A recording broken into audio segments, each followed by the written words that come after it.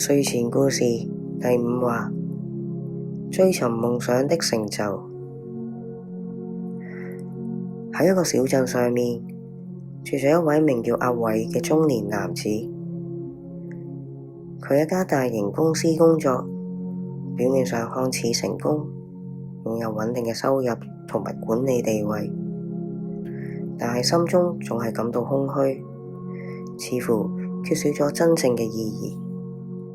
某一日，阿偉喺返屋企嘅途中，見到一班小朋友喺街頭圍住一位老婆婆。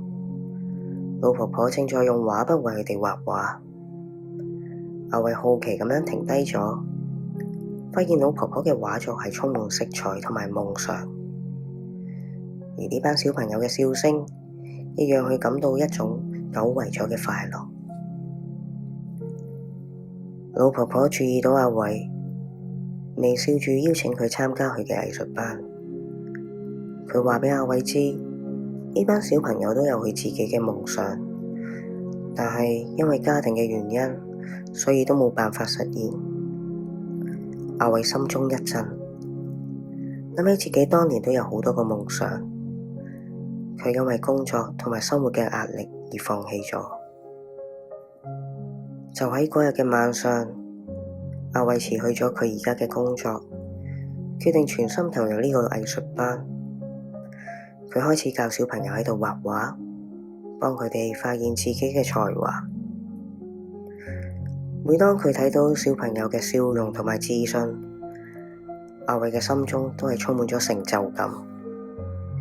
有一日，一位名叫小玲嘅女孩話畀阿偉知，佢嘅夢想係成為一名舞蹈家，但係佢嘅家境冇辦法負擔舞蹈課程。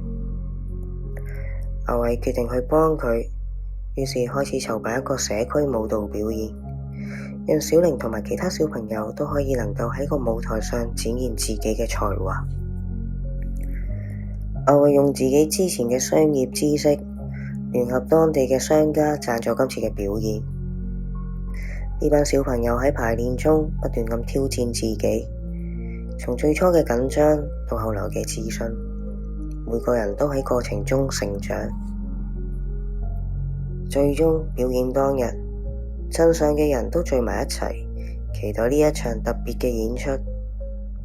當小玲喺舞台上翩翩起舞，阿偉見到佢嘅笑容，心中感到無比嘅驕傲同埋感動。小玲嘅表演贏得全場嘅掌聲。喺呢一刻，佢嘅夢想終於實現啦。表演結束後，小玲跑到阿偉嘅身邊，激動咁樣同佢講：多謝你啊，阿偉叔叔！我從來都冇諗過自己可以站喺舞台嘅上面。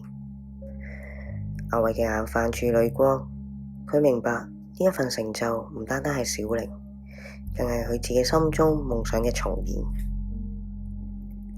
呢個故事話畀我哋聽，成就不僅在於自己嘅成功，更在於幫助他人追尋夢想嘅過程。希望你喺生活裏面都可以揾到一份真正嘅成就，並珍惜每一個讓人感動嘅瞬間。晚安。